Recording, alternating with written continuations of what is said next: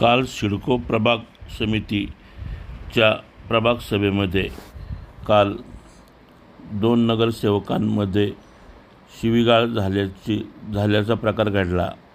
याविषयी आज महासभेमध्ये या विषयावर अनेक नगरसेवकांनी आपले मनोगत व्यक्त केले।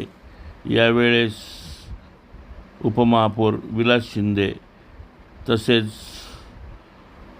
जॉनी कांबळे, कोमल मलोरिया तसेच बंटी तिदमे इत्यादी जणांनी कालच्या घटनेबद्दल तीव्र नाराजी व्यक्त केली।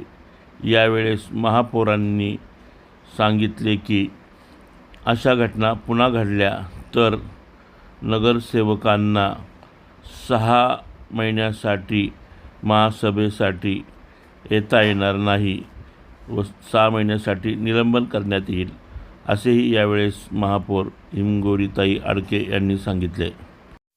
कालच्या घटनेचे तीव्र पडसाद आज महानगरपालिका महासभेमध्ये दिसून आले। सोशल मीडिया असेल, मीडियाच्या माध्यमातून जे काही चित्र नुसतं नाशिकपुरतंच नाही तर राज्यापुरतंच नाही तर सोशल मीडिया असा प्रकार आहे का देशामध्ये अनेक त्याच्या ज्या काही भावना नागरिकांनी आपल्यापर्यंत पोहोचवल्या। याच्यामुळे काय झालं या सभागृहाचं पावित्र्य या ठिकाणी मला असं वाटतं कुठंतरी त्याच्यामध्ये नागरिकांनी वेगळ्या नजरेने पाहायला सुरुवात केली आहे। लोक प्रश्न विचारतात आणि हा जो काही काल प्रकार झाला हा कोणताही न पडणारा प्रकार आहे। मला असं वाटतं असे प्रकार भविष्यामध्ये घडू नये। आपण सगळ्यांनी एकत्र येऊन स्त्रीचा सन्मान राखला सुद्धा त्यांना उलट नागरिकांनी त्यांना प्राधान्य दिले। पुरुषांची संख्या बघतात महिलांची संख्या फार मोठी आहे, तो आधार आपण या नाशिककरांचा मतदारांचा केला पाहिजे। त्यांना सुद्धा हा जो काही प्रकार झाला हा फार निंदनीय आहे। मला असं वाटतं आजच्या या महासभेमध्ये हा जो काही प्रकार जो काही घडला आहे त्यांच्या मुळे घडला आहे त्यांना समज देणं गरजेचं आहे। या सभागृहाचं पावित्र्य, या शहराची शिस्त, या शहराचं जे काही दररोज काय झालं कसं नाशिकच्या नाव 15 दिवस झाले का महिना झाला का मीडियाच्या माध्यमातून कुठल्या प्रकारे येतं आणि मग ते आपल्याला फेस करावं लागतं, कारण आपण सर्व शहराच्या नागरिकांचे लोकप्रतिनिधी आहोत आणि नागरिक आपल्याला प्रश्न विचारतात। मला असं वाटतं सुरुवात जर आपण आजपासून या ठिकाणी केली आणि आपण जर आपल्या स्तरावर जर या ठिकाणी संबंधित जे कोणी या ठिकाणी सूचना केल्या तर नक्कीच मला असं वाटतं की येणाऱ्या काळामध्ये हा एक समेट चांगला घडेल, एक चांगली शिस्त लागेल। आणि दुसरा प्रकार जर आपण बघितला मागच्या आठवड्यामध्ये लोकप्रतिनिधी आणि अधिकारी यांच्यामध्ये जी काही बाचाबाची झाली तो सुद्धा मला असं वाटतं की फार मोठा निंदनीय प्रकार आहे।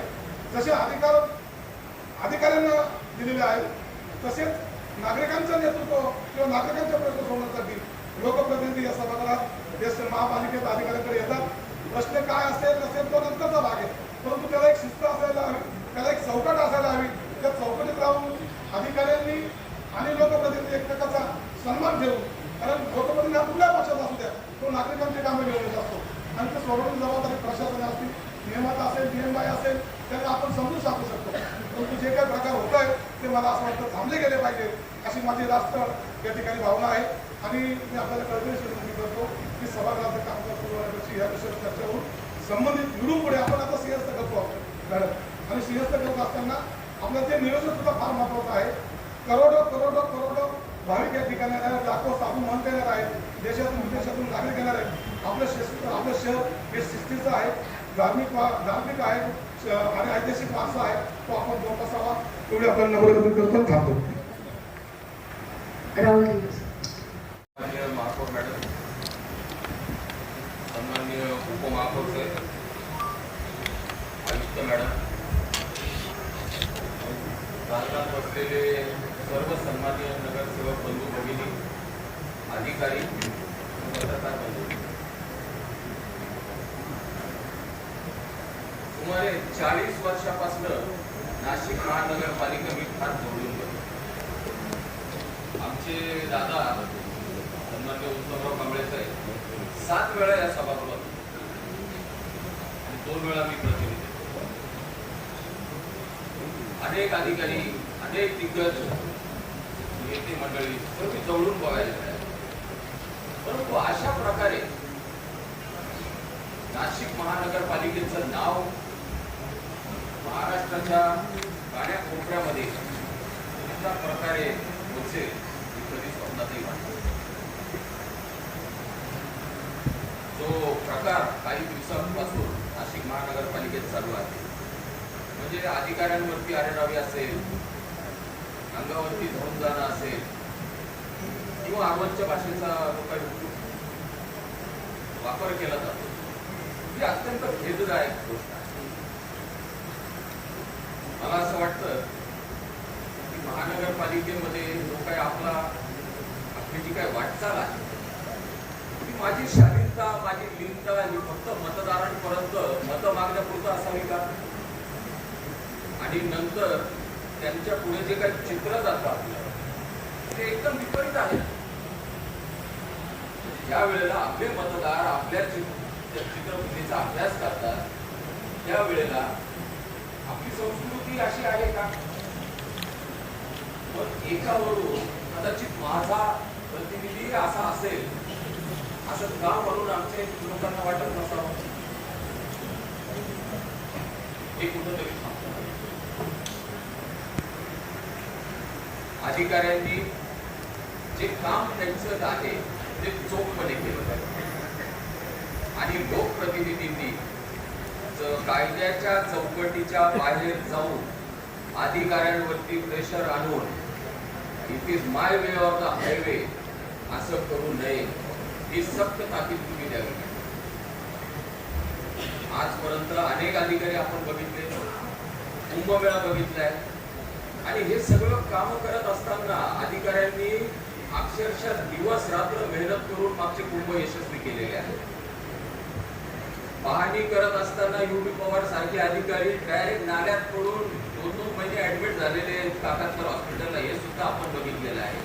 पहाटेचे दौरे बघितलेले आहेत, पावसामध्ये काम करताना आपण अधिकारी बघितलेले आहेत. मग अशा परिस्थितीमध्ये जर कधी मनमिळावू अधिकारी असतील, कष्टाने महानगरपालिकेमध्ये ज्यांचा महानगरपालिकेच्या जडणघडणमध्ये सिंहाचा वाटा आहे असे अधिकारी असतील, तर मला असं वाटतं कुठल्याही प्रकारे त्यांच्यावरती दोषारोप देण्याचं आपण काम करू नये. कायद्याच्या बाहेर जाऊन त्यांना कामं सांगू नये, आणि जे काही योग्य आहे ते योग्यच आपण त्यांच्यावरती सुचवावं असं मला वाटतं. आज जो काही प्रकार झालाय त्या प्रकाराचा निषेध आणि निंदा व्यक्त करण्यासाठी आम्ही इथे आहोत. त्या प्रकारचं आम्ही पत्रही आपल्याला दिलेलं आहे, त्याची आपण दखल घ्यावी पाहिजे. अशी अशोभनीय भाषा करणं अजिबात योग्य नाही. पत्रामध्ये सर्व आम्ही नमूद केलेलं आहे.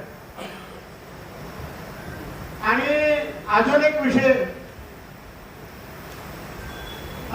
एक सदस्य आणि एक अधिकाऱ्याचं नगर रचना विभागात शाब्दिक काही झाला असेल, पण एक हाताने टाळी वाजत नाही. यापुढे अधिकाऱ्यांनी पण सदस्यांचा सन्मान ठेवला पाहिजे, सदस्यांनी पण अधिकाऱ्यांचा सन्मान ठेवला पाहिजे. अधिकारी आणि पुढारी या चक्राची 2 चाकं आहे आपल्या रथाची.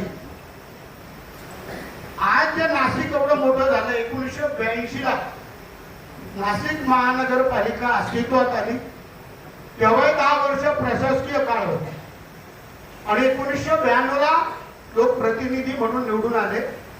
त्याच्यामध्ये 100% लोकप्रतिनिधी आणि अधिकाऱ्यांचा खूप मोठा वाटा आहे. खरं तर जगामध्ये जो असतो तोच खरा या आपल्या जी प्रगती होते ती तिथून सुरुवात होते असे ते काम करत असतात. दोघांनी एकमेकाची बाजू समजून घेतली. सदस्य चुकीचं काम सांगता असं नाही. झालेला प्रकार पूर्ण महापालिकेत सर्व सदस्यांची बदनामी झाली, पूर्ण नाशिकची बदनामी झाली.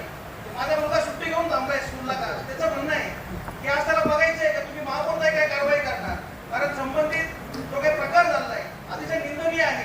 आजपर्यंत महापालिका स्थापन झाल्यापासून असा प्रकार आजपर्यंत कधी घडलेला नाही, तो झालेला नाही.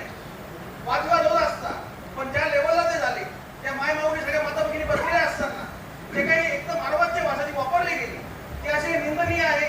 व संबंधित लोकांचं, दोन्ही सदस्यांचं हे निलंबन होणं आवश्यक आहे. जरी माझा मित्र कोणी असेल आणि कोणी डॉन असेल, तर माझी आपल्याला विनंती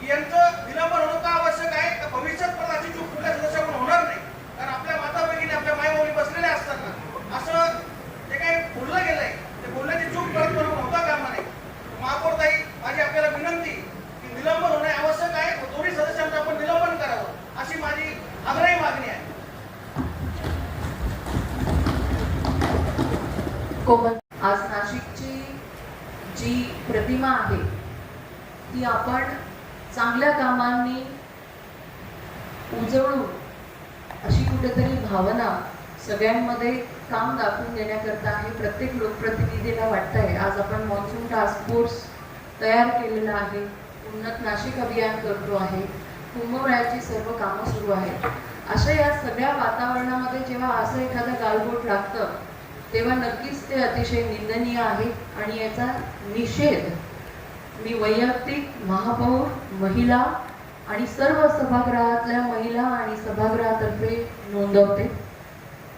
त्याचबरोबर अशा पद्धतीचं वर्तन यापुढे सभागृहात कुठल्याही सभेमध्ये, ती प्रभाग सभा असू दे, इतर ज्या आपल्या आता समित्या होणार आहेत त्या सभा असतील, असं कुठलंही वर्तन यापुढे कोणत्याही सदस्याने, लोकप्रतिनिधींनी केलं तर त्यांना 6 महिन्याकरता निलंबित केलं जाईल महासभेमधनं. आणि हे न सांगता केलं जाईल सुमोटो की जर असं वर्तन पुढे कोणत्याही सभेमध्ये दाखवलं, दिसलं आणि जाहीररित्या कोणी केलं तर 6 महिने महासभेत त्यांना येण्यास बंदी असेल.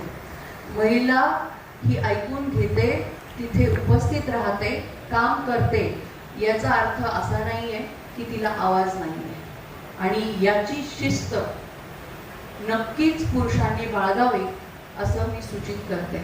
धन्यवाद. पुढचा प्रश्न